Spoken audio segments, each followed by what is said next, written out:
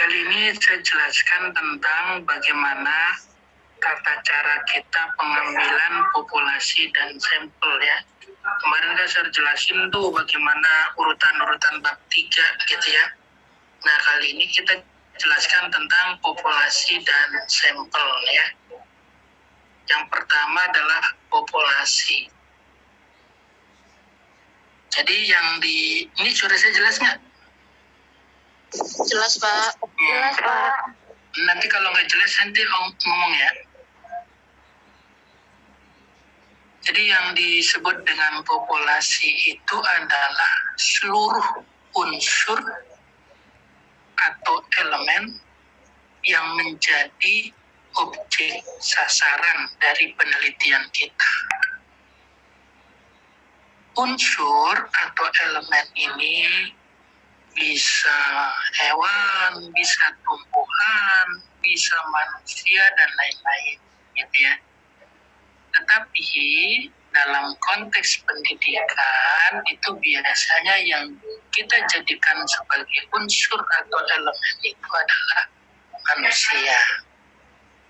Itu pertama. Yang kedua adalah biasanya unsur atau elemen ini bisa kita lihat dari judul penelitian kita. Dan harus dicantumkan nanti di dalam skripsinya. Contoh, pengaruh X terhadap Y pada siswa SMP kelas 7 di sekolah A. Berarti populasi kita apa? Jadi populasinya itu adalah seluruh siswa kelas 7 di kelas A tadi. Nah itu yang disebut dengan populasi. Jadi sekali lagi harus ditampilkan di dalam judul. Jelas kira-kira? Ada pertanyaan tentang populasi?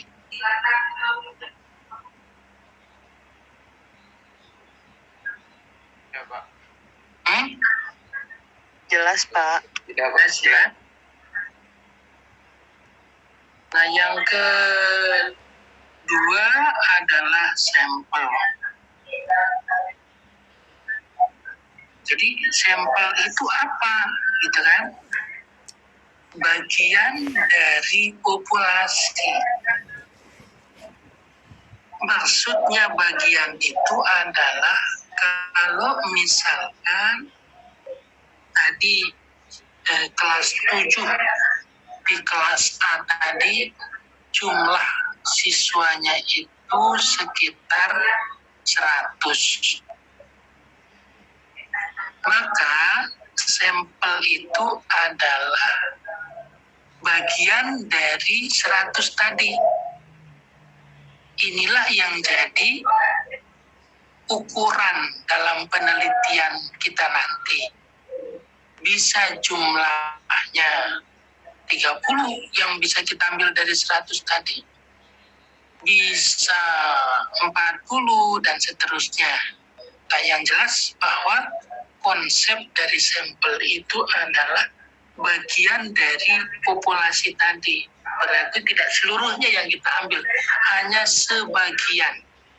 Ya, sebagian. Nah, jumlahnya itu berapa? Ya nanti kita bicarakan terakhir nanti ya. Yang penting paham dulu bahwa sampel itu kita ngambilnya dari orang-orang yang berada di populasi kita yang kita sebutkan di dalam judul tadi. Siapa saja, gitu ya. Nah, itu tentang sampel.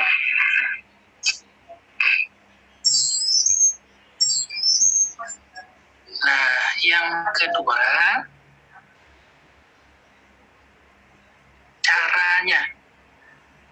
cara kita ngambilnya. Jadi kalau kita bicara sampel itu setelah saudara paham tentang tataran konsepnya tadi, Dua hal yang harus saudara garis bawahi di dalam populasi dan sampel itu. Yang pertama adalah teknik pengambilan sampelnya. Yang kedua adalah jumlah sampel yang harus kita ambil, ya. Ini nih harus benar-benar paham tentang dua hal ini. Kalau kita bicara sampel, populasi dan sampel. Nah, deskripsi juga bisa ditanyakan. Nah, yang pertama adalah teknik penarikan.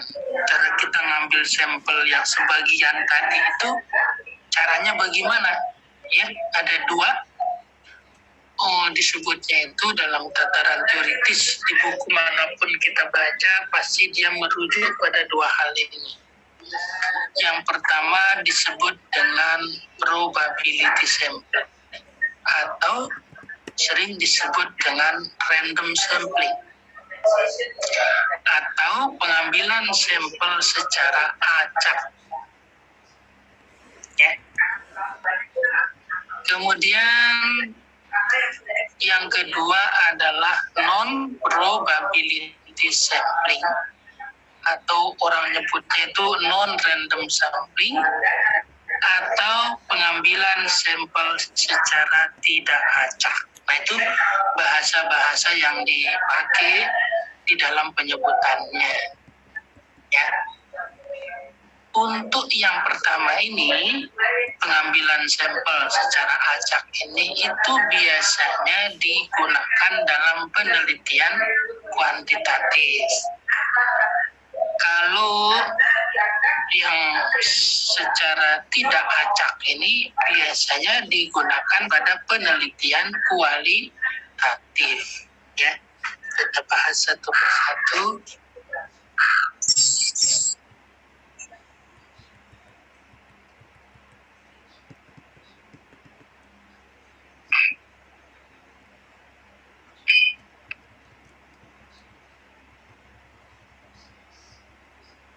Yang pertama ini yang acak itu ya. Jadi yang acak ini cara kita mengambil sampel di mana setiap elemen tadi itu diberikan kesempatan yang sama untuk dipilih. Itu pertama. Kedua, kita harus memiliki anggota populasi atau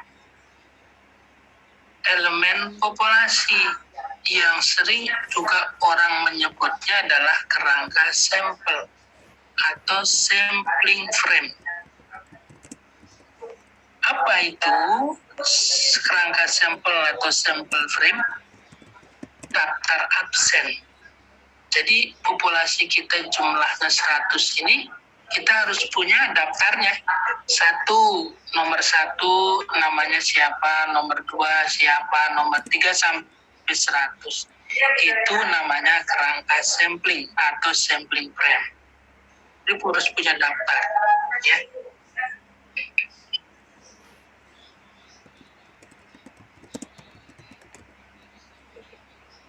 Nah, ini adalah bagian-bagian dari pengambilan sampel secara acak. Jenisnya itu banyak kalau pengambilan sampel secara acak itu. Yang pertama adalah acak sederhana namanya, atau sering orang menyebutnya dengan simple random sampling, acak sederhana. Nah, wujud teknik dari acak sederhana ini adalah biasanya dalam bentuk undian, arisan. Ya kan pernah dengar arisan kan ya? Pernah nggak dengar arisan? Kalau arisan itu seperti apa?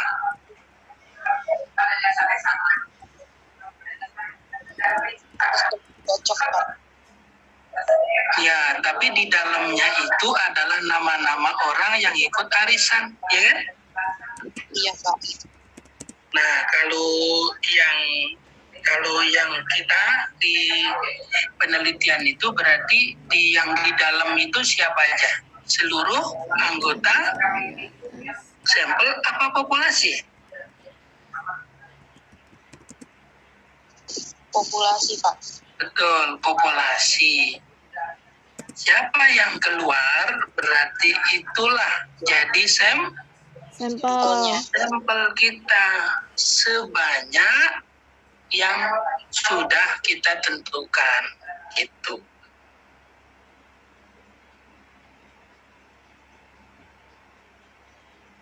Ini contohnya, contoh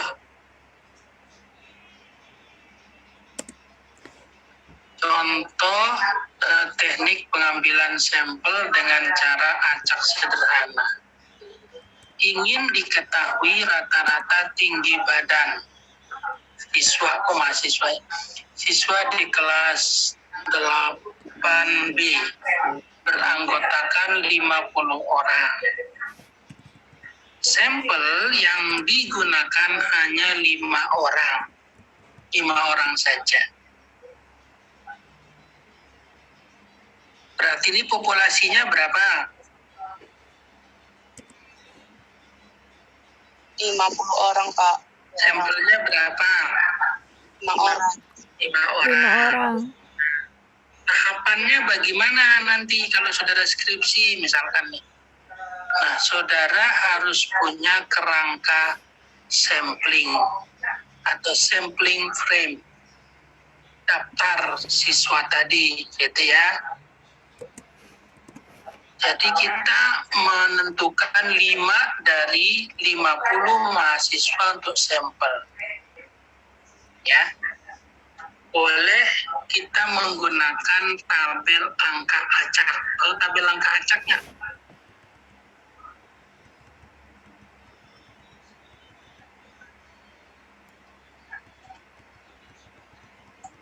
nah ini bentuknya nih, tabel angka random.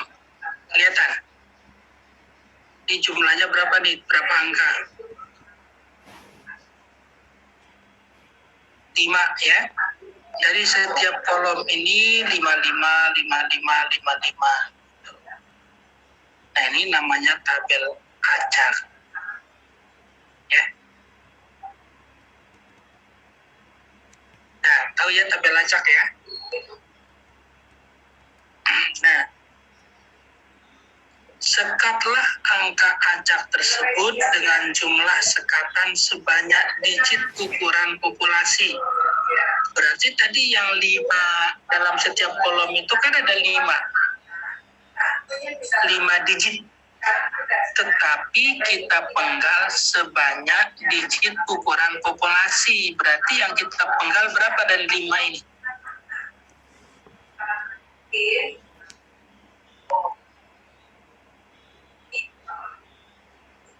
Berapa?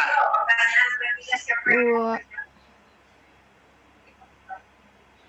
Ya, 2 digit.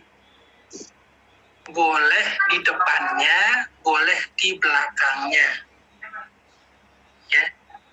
Boleh di depan, boleh di belakang. Misalkan, dan boleh memilih mulai dari mana. Tapi kalau sudah memulai dari situ harus urut. Contoh kita mulai dari nomor 2. Nomor 2 ya. Kolom 1, 57, 140. Kalau saya penggal 2 angka, berarti saya ambil nomor angka berapa?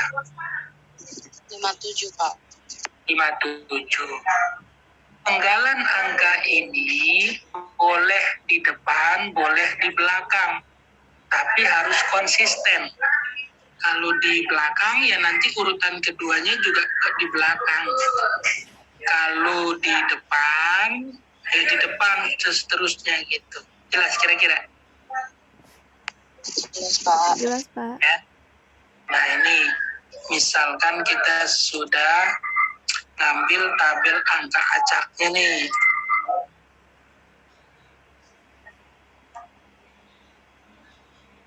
Sepuluh, terus berapa ini nomor 2? 84, Terus 1, 01, plus 55, 11. 11. oke.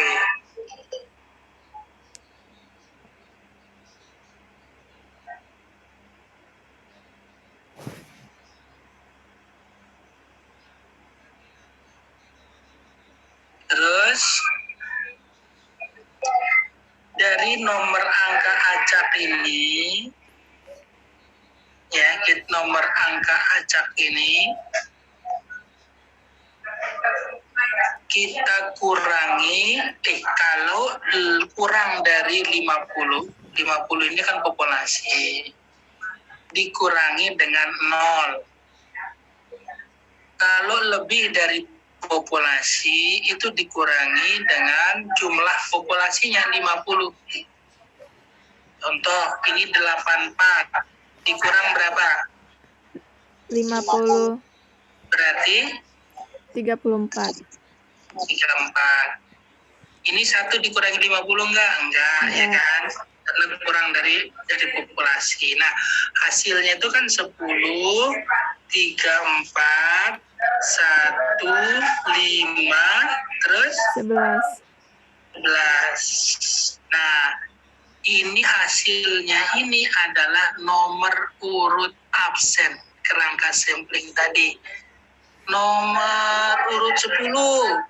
Berarti namanya siapa? Oh, namanya Rini gitu. Berarti Rini sampel kita yang pertama. 34. Oh, nomor urut absen 34 siapa? Oh, Bimo. Jadi dia yang kita jadikan sampel gitu. Nah, sekarang pertanyaan saya, kalau misalkan hasil pengurangannya itu sama, gimana? Misalkan urutan 4 dan 5 sama-sama 11 gitu kan? Apa yang kita lakukan? Saya nggak tahu, Pak. Dibagi 2 bukan? Ya. Jadi kita ambil sampel lagi, penggalan lagi gitu. Belas.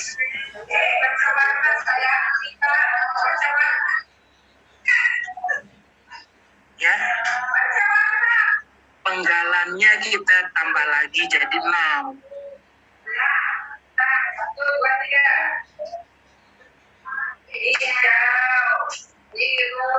Jelas? Jelas, Pak. Terus yang kedua, pertanyaan saya, kenapa tadi kita penggal cuma 2 angka? Kenapa nggak 3 angka?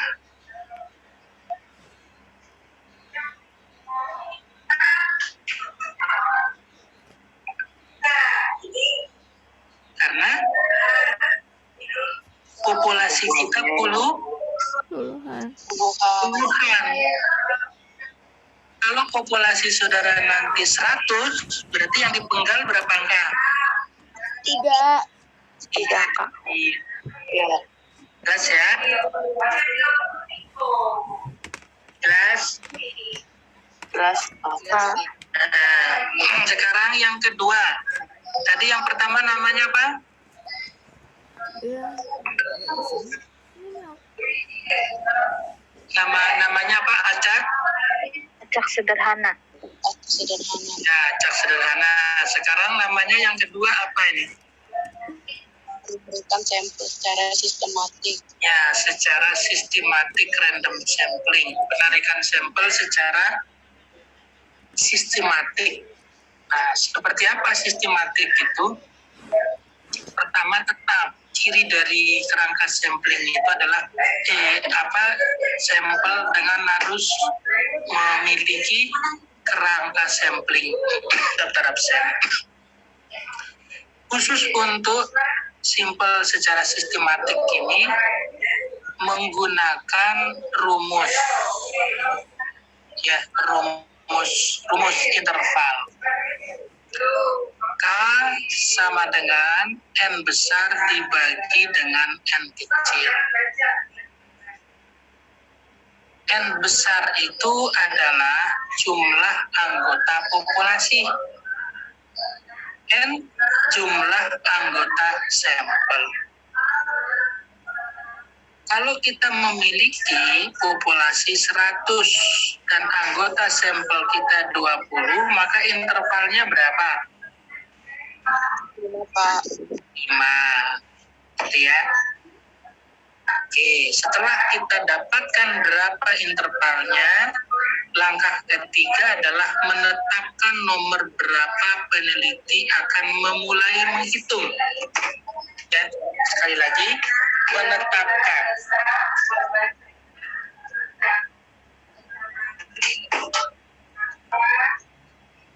Maksudnya itu apa? Gitu ya. Maksudnya apa ini? Nomor 3 ini. Maksudnya mulai menghitung itu dari mana? Dari kerangka sampling. Jadi si peneliti bebas memilih, bebas menentukan mulai dari nomor urut berapa, mulai dari nomor urut absen berapa sebagai sampel kita yang pertama. Tapi memulainya saja. Contoh, saya memulai nomor urut 3. Berarti absen yang nomor urut 3 itu siapa namanya? Itulah sampling kita yang pertama. Nah, sampling kita yang kedua dan seterusnya adalah dengan menjumlahkan sampel yang pertama dengan interval. Berarti sampel kita yang kedua nomor urut absen berapa?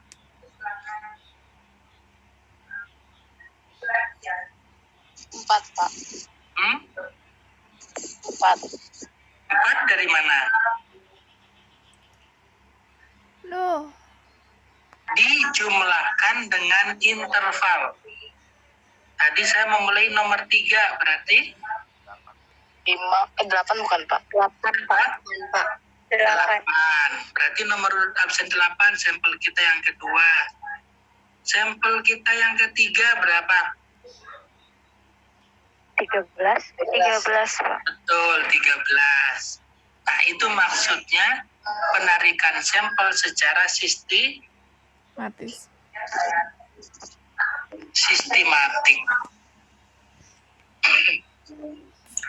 Sakit perut ya Allah. Contohnya ini. Misalkan ada populasi yang terdiri atas 60 orang. Oke. Populasinya berapa? 60 orang. Banyak kaputnya mah. Akan diambil sebanyak 10 orang. Berarti Bagus nggak mah? sampelnya berapa? Nah, 10, Pak. Terus K-nya gosongin berapa? nggak sih nih kajunya?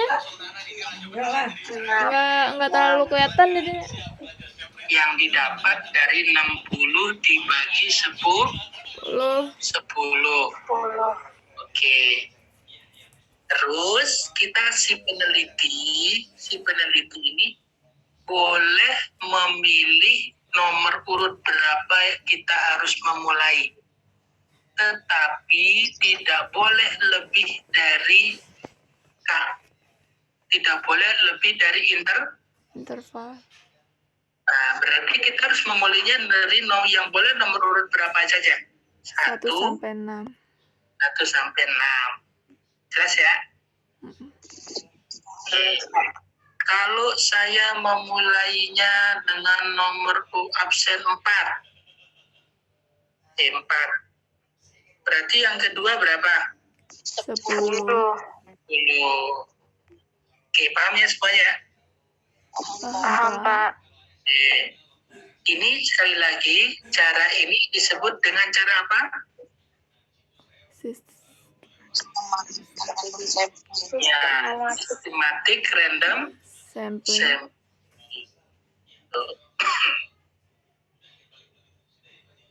Yang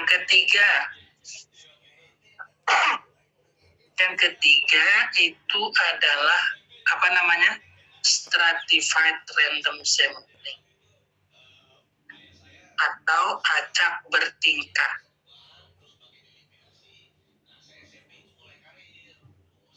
Ini kita lakukan pengambilan sampel ini manakala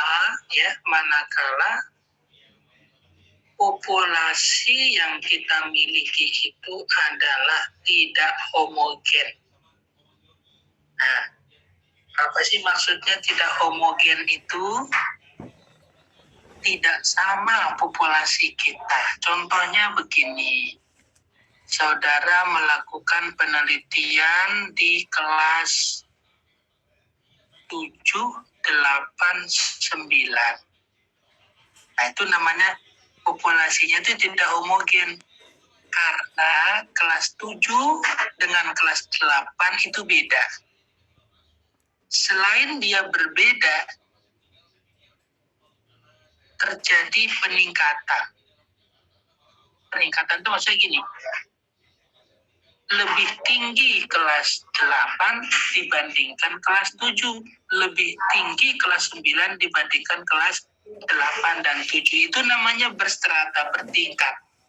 Di samping dia beda, ada peringkatnya gitu. Kalau laki-laki dan perempuan itu berstrata nggak populasinya? Tidak.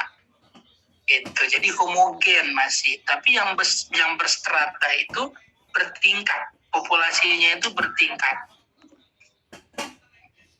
Contoh, saudara melakukan penelitian di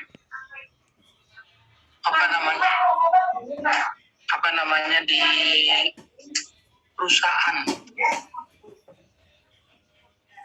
Itu kan ada direktur, ada karyawan, ada kepala seksi, ya. Itu kan bertingkat. Maksudnya jenjang karir mereka itu beda, kemudian bertingkat.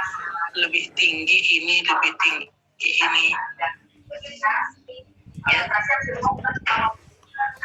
Nah, ini yang disebut dengan stratified random sampling. Ya. Contohnya itu begini. Ya. Saudara melakukan penelitian pada guru matematika.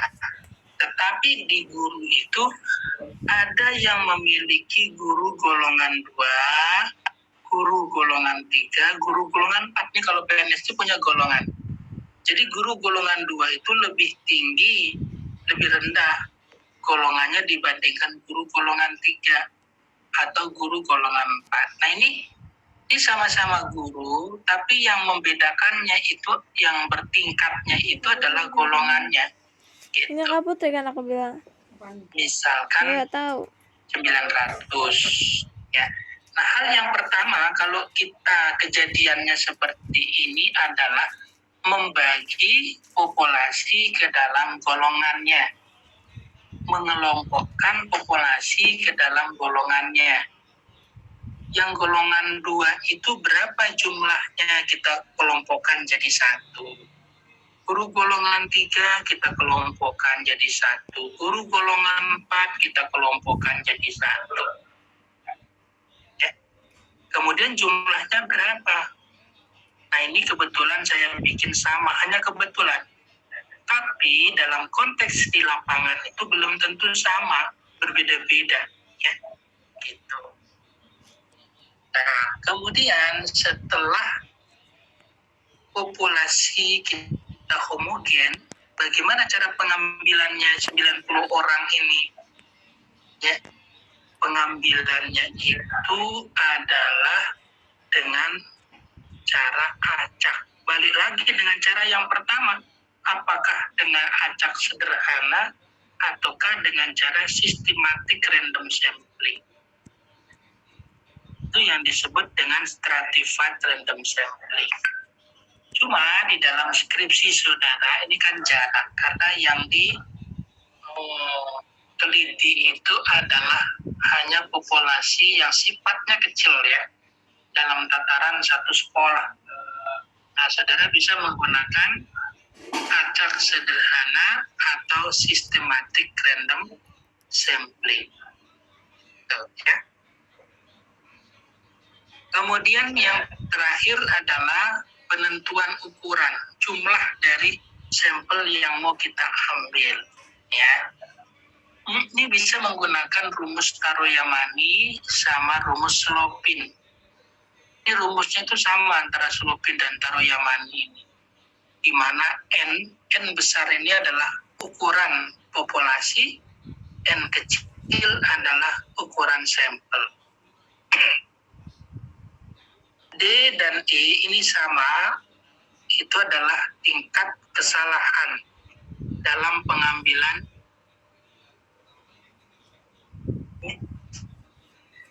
teknik kesalahan dalam pengambilan sampel yang kita tolerir. Rata-rata itu adalah 0,05.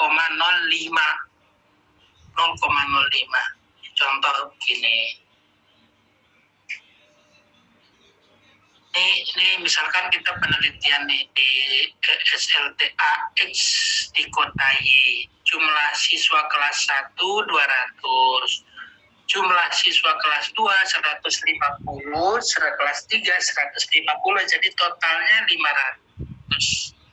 Tapi sebelum kita hitung jumlah populasinya itu, kira-kira kalau melihat dari ini berapa sih teknik pengambilan sampelnya dengan cara bagaimana? 1, 2, dan 3. Yang tadi, yang mana kira-kira yang kita pakai?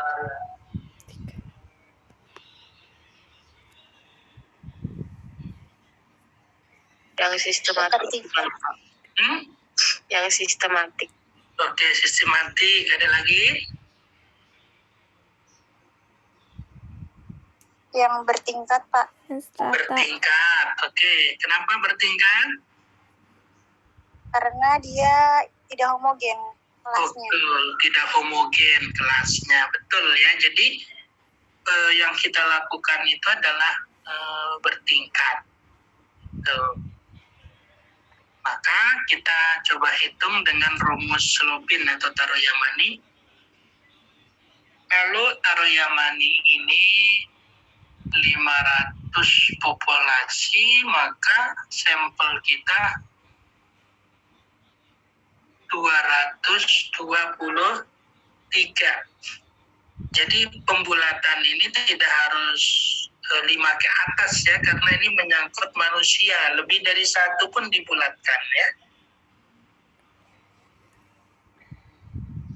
223. Ini kelas total keseluruhan ya. Dari 500 baik kelas 1, kelas 2, kelas 3 kita ambilnya 223. Nah, berapa jumlah kelas 1 yang kita ambil ini? Ini 200 ini dari mana? Jumlah seluruh kelas 1. 500 ini dari mana? Populasi. Populasi. 223 dari mana? Jumlah sampel Oke, jumlah sampel yang kita butuhkan. Jadi kalau 200 berarti kelas 1 ini dari 200 orang kita ambil berapa orang? 89 orang. 69 orang. Kelas 2 dan 3 karena jumlahnya sama berarti 67. 67. Bagaimana cara ngambil 89 ini, dengan cara apa? Sederhana. Dari 200 kita ambil 89. Nah, ngambil 89 ini caranya bagaimana? Dengan cara balik lagi dengan cara acak sederhana atau Sistematik. Sistematik. Ya, sistematik random sampling. Itu jelas ya? Ada pertanyaan sampai sini?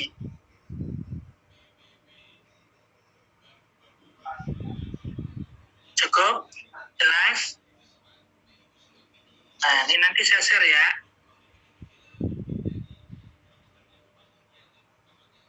Nah, oke, saya lanjutkan sedikit materinya.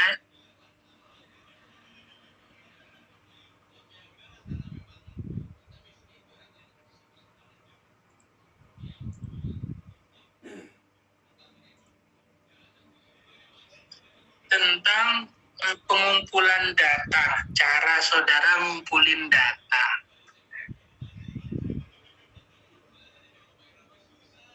Ya, metode pengumpulan data.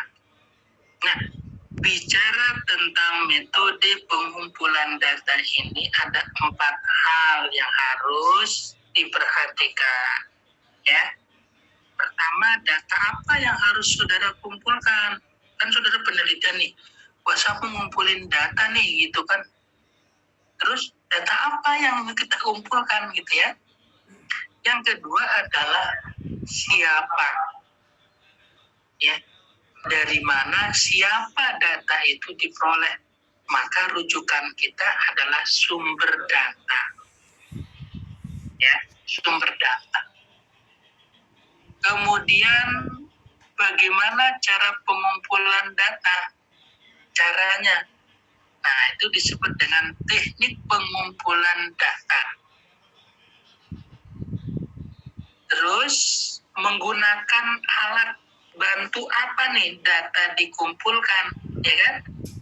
Nah, itu disebut dengan instrumen penelitian. Jadi 4 hal ini yang harus saudara pahami. Sumber datanya siapa, ya kan? Teknik saudara mengumpulkannya itu bagaimana? Kemudian instrumen penelitiannya itu apa? Ya, itu 4 hal tadi. Nah, yang pertama tentunya bicara variabel penelitian. Variabel penelitian itu kan sudah muncul di dalam judul saudara, makanya kita harus menyadari betul variabel kita itu ada berapa. Ya, karena jumlah yang kita kumpulkan itu adalah sebanyak jumlah variabel penelitian instrumen kita. Kalau variabel penelitian kita 1, berarti instrumennya cuma 1. Otomatis teknik pengumpulan datanya juga 1. Sumber datanya juga 1. Nah, harus dipahami itu variabelnya. Ya. Terus yang kedua sumber data.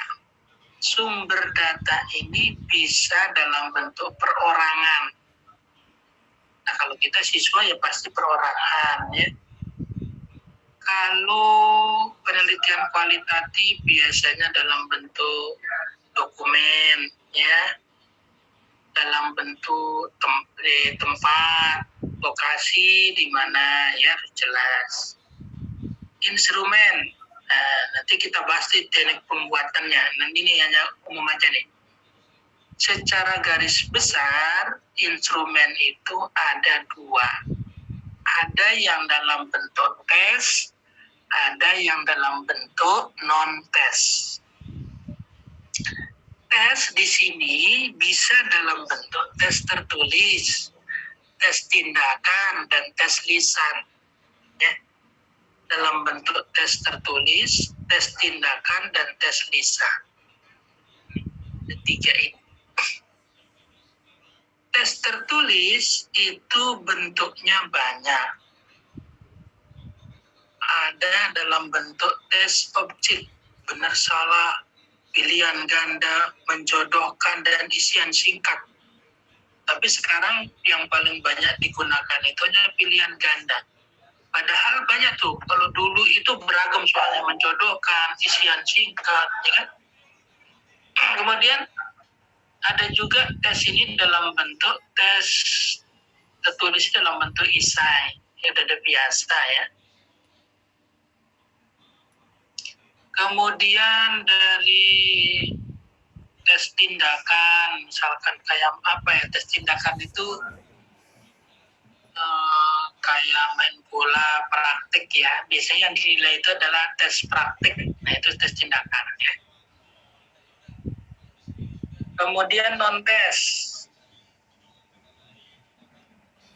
Bisa dalam bentuk pengamatan, bisa dalam bentuk Dapat kuesioner, bisa dalam bentuk skala. Ya. Ini nanti kita bahas ya di pertemuan minggu depan. Nah, kemudian yang terakhir keempat adalah teknik cara kita mengumpulin data tadi bagaimana? Oh, ada dalam bentuk kuesioner. Kuesioner itu yang angket itu ya. Kemudian wawancara, biasanya kualitatif, observasi, dokumentasi, fokus grup diskus, nah, dalam bentuk tes. Apakah semuanya ini kita lakukan? Tidak. Tadi tergantung variabel kita. Ya. Kalau kita ukur misalkan variabelnya pemahaman konsep, jadi nggak perlu pakai kuesioner, cukup dengan tes. Sumbernya siswa, ya. Nah, itu kira-kira teknik menentukan teknik pengumpulan data, ya. Ada pertanyaan? Silakan.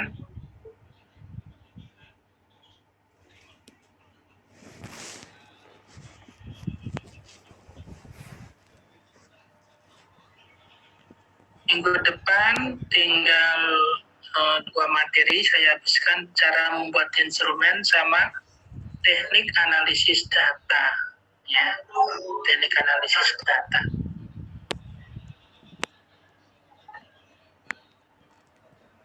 Baik, kalau nggak ada saya cukupkan ya materinya. Terima kasih. Assalamualaikum warahmatullahi wabarakatuh. Waalaikumsalam warahmatullahi wabarakatuh.